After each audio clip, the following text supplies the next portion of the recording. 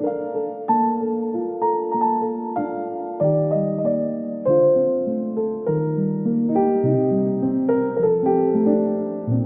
तुम तो कह रही थी कि वो तुम्हारी हाउस जॉब तक तुम्हारी शादी नहीं करेंगे, जलाल ने कहा। वो ऐसे ही कहते थे, मगर अब वो कहते हैं कि मैं अपनी तालीम शादी के बाद भी जारी रख सकती हूँ। अजल लाहौर में घर ले लेगा तो मैं आसानी से अपनी तालीम मुकम्मल कर लूँगी। जलाल उसके चेहरे से उसकी परेशानी का अंदाज़ा कर सकता था। जलाल भी यकदम फ़िक्रमंद हो गया। जलाल, मैं असजद से शादी नहीं कर सकती, मैं किसी सूरत असजद से शादी नहीं कर सकती, वो बड़बड़ाई। फिर तो अपने पेरेंट्स को साफ साफ बता दो, जलाल ने यकदम किसी फैसले पर पहुंचते हुए कहा। क्या बता दूं? यही कि तुम मुझसे शादी करना चाहती हो। आपको अंदाज़ा नहीं है कि वो किस तरह का रिएक्ट करेंगे। मुझे उन्हें फिर सब कुछ बताना पड़ेगा। वो बात करते करते कुछ सोचने लगी। जलाल, अपने पेरेंट्स से मेरे सिलसिले में बात करो, आप उन्हें मेरे बारे में बताएं। अगर मेरे पेरेंट्स ने मुझ पर दबाव डाला तो फिर मुझे अपना घर छोड़ना पड़ेगा, फिर मुझे आपकी मदद की ज़रूरत होगी। इमामा, अपने पेरेंट्स से बात करूँगा, वो रज़ामंद हो जाएंगे, मैं जानता हूँ, मैं उन्हें मना लूँगा। जलाल ने उसे यकीन दिलाया। पूरी गुफ्तगू के दौरान पहली बार इमामा के चेहरे पर मुस्कुराहट उभरी। अगले चंद हफ्ते वो पेपर के सिलसिले में मसरूफ़ रही। जलाल से बात ना हो सकी। आखिरी पेपर वाले दिन वसीम उसे लेने आ गया और वो उसे वहाँ देखकर हैरान रह गई।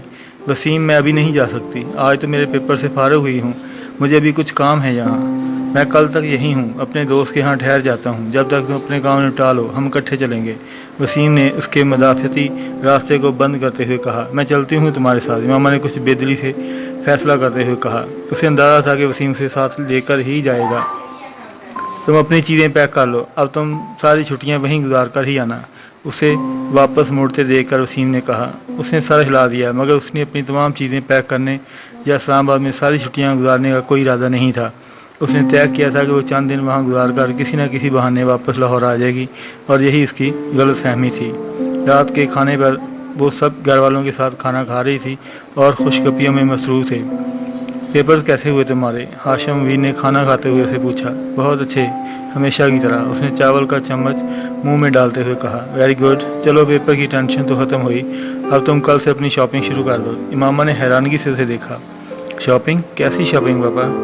फर्नीचर के और ज्वेलर के पास मैं पहले से ही चले जाना तुम लोग, बाकी चीज़ें तो आहिस्ता आहिस्ता होती रहेंगी। हाशिम वीर ने उसके सवाल का जवाब देने के बजाय अपनी बीवी से कहा। बाबा, मगर किस लिए? मामा ने एक बार फिर पूछा। तुम्हारी अम्मी ने बताया नहीं तुम्हें? हमने तुम्हारी शादी की तारीख तय कर दी है। इमामा के हाथ से चम्मच छूटकर प्लेट में जा गिरा। एक लम्हे में उसका रंग फक हो गया था। मेरी शादी की तारीख? उसने बेयकीनी से बारी बारी सलमा और हाशिम को देखा, जो उसके तासरात पर हैरान नज़र आ रहे थे। हाँ, तुम्हारी शादी की तारीख, हाशिम भी ने कहा। यह आप कैसे कर सकते हैं मुझसे पूछे बगैर, मुझे बताए बगैर? हवनक चेहरे के साथ वो उसे देख रही थी। तुमसे पिछली दफ़ा बात हुई थी ना इस सिलसिले में? हाशिम भी ने यकदम संजीदा होते हुए कहा। और मैंने इनकार कर दिया था। मैं? हाशिम भी ने उसे बात मुकम्मल नहीं करने दी। मैंने तुम्हें बता दिया था कि मैं तुम्हारे इनकार की कोई परवाह नहीं है। मैं असजद के घर वालों से बात कर चुका हूँ, हाशिम भी ने तेज़ आवाज़ में कहा। डाइनिंग टेबल पर यकदम गहरी खामोशी छा गई। कोई भी खाना नहीं खा रहा था। इमामा यकदम अपनी कुर्सी से उठी। आई एम सॉरी बाबा, मैं असजद से शादी नहीं कर सकती। आपने ये शादी तय की है, आप उनसे बात करके मुलतवी कर दें, वरना मैं खुद उनसे बात कर लूँगी। हाशिम बीन का चेहरा सुर्ख हो गया। तुम मस्जिद से शादी करोगी और इसी तारीख को जो मैंने तय की है? सुना तुमने? वो बेख्तियार चिल्लाई। It is not fair, Imama ने बढ़ाई हुई आवाज़ में कहा। अब तो तुम मुझे बताओगी कि क्या फेयर है और क्या नहीं। तुम बताओगी मुझे? हाशिम मुबीन ने उसकी इस बात पर गुस्सा आते हुए कहा।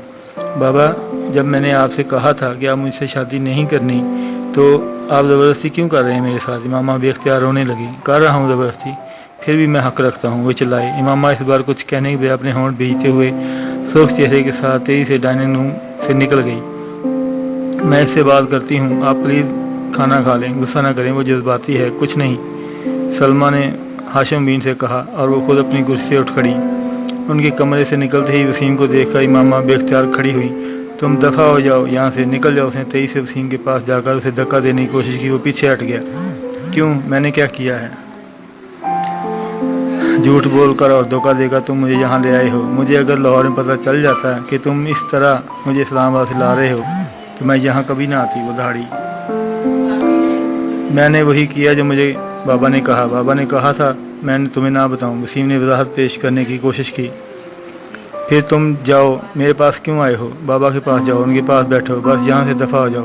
وسیم ہونٹ بیچتے ہوئے اسے دیکھتا رہا، پھر کچھ کیے بغیر کمرے سے نکل گیا۔ امامہ اپنے کمرے میں جا کر بیٹھ گئی۔ اس وقت اس کے پیروں میں صحیح معنوں میں زمین نکل چکی تھی۔ یہ اس کے وہم و گمان میں بھی نہیں تھا کہ اس کے گھر والے اس کے ساتھ اس کا کر سکتے ہیں۔ وہ اتنے قامت پرست یا کٹر ہو سکتے ہیں جتنے وہ ہو گئے تھے۔ اسے ابھی یقین نہیں آ رہا تھا یہ سب کیا ہو رہا ہے۔ اس کا دل ڈوبنے لگا۔ مجھے اس صورتحال کا سامنا کرنا ہے، مجھے ہمت نہیں ہارنی، میں کسی نہ کسی طرح فوری طور پر جلال سے کانٹیکٹ کرنا ہے۔ وہ یقیناً اپنے پیرنٹ سے بات کر چکا ہوگا، اس سے بات کر کے کوئی نہ کوئی راستہ نکل آئے گا۔ وہ بے چینی سے کمرے میں ٹہلتی ہوئی سوچ رہی تھی۔ اس کے کمرے میں دوبارہ کوئی نہیں آیا۔ رات کے 12 بجے وہ کمرے سے نکلی۔ وہ جانتی تھی کہ سب سو چکے ہوں گے۔ اس نے جلال کا نمبر ڈائل کرنا شروع کیا۔ فون کسی نے نہیں اٹھایا۔ اس نے جگہ بعد دیگری کئی بار نمبر ملایا۔ آدھا گھنٹہ تک اسی طرح کال کرتے رہنے کے بعد مایوسی سے فون رکھ دیا۔ وہ جویریہ یا رابعہ کا فون نہیں کر سکتی تھی، وہ دونوں اس وقت ہاسٹل میں تھیں۔ کچھ دیر سوچنے کے بعد اس نے صبیحہ کا نمبر ڈائل کیا۔ اس کے والد نے فون اٹھایا۔ بیٹا، صبیحہ تو پشاور گئی اپنی امی کے ساتھ، صبیحہ کے والد نے بتایا۔ پشاور؟ امامہ کا دل کی دھڑکن رک گئی۔ اس میں کزن کی شادی ہے، وہ لوگ ذرا پہلے چلے گئے ہیں، میں بھی کل چلا جاؤں گا، اس کے والد نے بتایا۔ کوئی پیغام ہو تو آپ مجھے دے دیں، میں صبیحہ کو پہنچا دوں گا۔ نہیں شکریہ انکل، وہ ان کے ساتھ اس معاملے پر بات نہیں کر سکتی۔ اس نے فون رکھ دیا اور ڈپریشن میں اضافہ ہونے لگا۔ اگر میرا جلال سے کانٹیکٹ نہ ہوا تو اس کا دل بار بار ڈوبنے لگا۔ ایک بار پھر اس نے جلال کا نمبر ڈائل کرنا شروع کیا، تب اسے کسی کے ہاتھ سے ریسیور لے لیا اور وہ سن ہو گئی۔ ہاشم بھی ان کے پیچھے کھڑے تھے۔ کس کو فون کر رہی ہو؟ اس کے لہجے میں بے حد ٹھہراؤ تھا۔